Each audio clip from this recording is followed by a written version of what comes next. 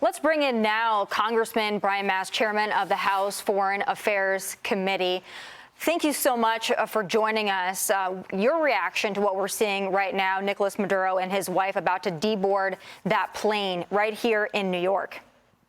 Yeah, I would start with a thank you to President Trump, Secretary Rubio, Secretary Hegseth. Limited operation, conducted the mission, took into account all of the risks from what happens next to what were the threat to U.S. forces, law enforcement and military conducting this operation. You took the most strategic partner for China, for Russia, for Iran, for Cuba in all of Latin America that was directly operating in our backyard, and you severed that tie. You protected the homeland of the United States. Thank you to the president. Job well done. Job well done. Chairman, President Trump elaborated on why he was a bit hesitant to inform Congress of the plan. Take a look at this. If I could add one thing to that, Congress has a tendency to leak. This would not be good. If they leaked, General, I think it would have been maybe a very different result. But I have to say, they knew we were coming at some point, you know. We had a lot of ships out there. They sort of knew we were coming. We went there. But Congress will leak, and we don't want leakers. Chairman, definitely don't want leakers. Do you agree with the president that leaking would have compromised this mission and that leaking was, in fact, a big concern here? Do you see it that way?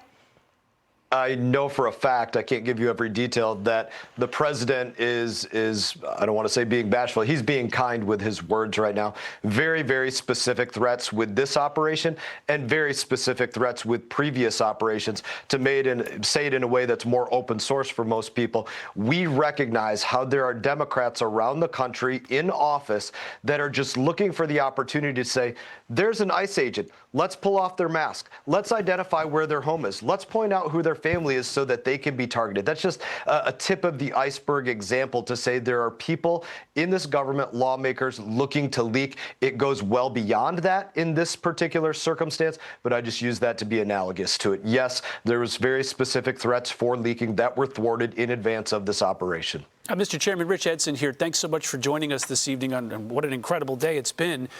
Do you get a sense that there is cooperation with the vice president in Venezuela, with the U.S. government right now, that a transition election, that the road forward there is complex or might be smoothed, or what's your sense of what's next? There's an acknowledgement that everybody in place in the Venezuelan government was complicit with what was going on with Maduro. That is acknowledged, but that doesn't mean that it was more tactically wise to leave a vacuum in place there instead of keeping some people that knew where the keys were, knew how to turn on the lights. If they were willing to say, okay, we can keep the lines of communication open with the United States of America. We can make sure that who we are talking to is the U.S., not Cuba, not China, not Iran, not Russia, again, severing those ties that I spoke about before. And if you have that in place, then we can continue the conversation moving forward. Obviously, there are conversations surrounding Machado and Rodriguez and what will be the future. But I would give this, again, to be analogous. I was a bomb technician. We didn't go charging into minefields. We crawled in very carefully, and that's what's being looked at right here with this transition. Again, by tactical demand that they not go charging into the next partner, but move in very carefully. Sir, thanks for joining us tonight. We greatly appreciate a remarkable news day. I want to ask just if you could extend a little bit on that. What do we know about transition plans? The word run was used, but there wasn't a whole lot of clarity.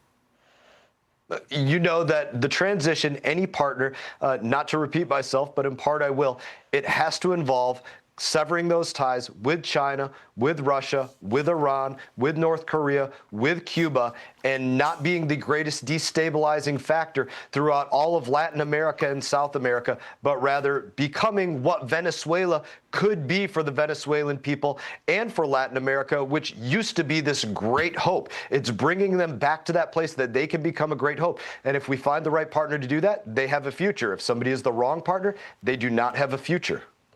Congressman, you mentioned you were in EOD tech for which you were awarded the Bronze Star, Purple Heart in Afghanistan. And it makes me think, when we sort of step back at the big picture and look at the disastrous withdrawal in Afghanistan under the Biden administration, and now this unbelievable precision strike in the extraction force that was able to go in to such a difficult situation and pull it off seamlessly, it really paints a picture that is contrasting two different ways. Talk to me about your assessment as someone who has this military experience about this operation that was carried out and how it compares and contrasts to the previous administration.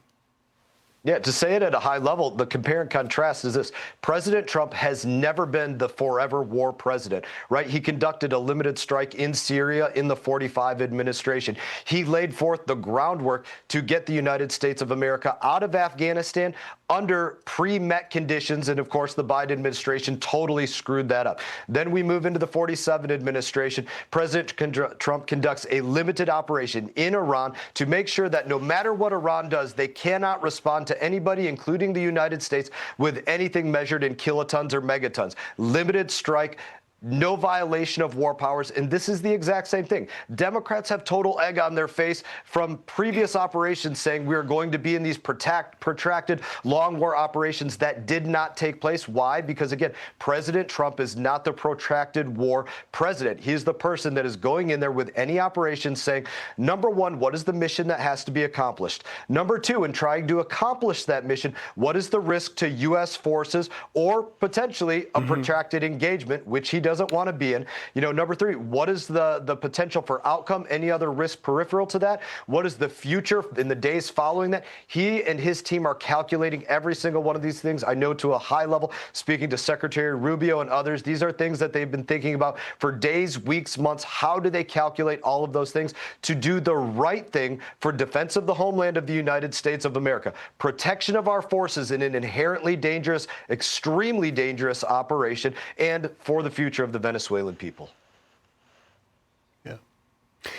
Congressman Brian Mast, thank you very much for taking time and getting your insight there. Hey, Sean Hannity here. Hey, click here to subscribe to Fox News YouTube page and catch our hottest interviews and most compelling analysis. You will not get it anywhere else.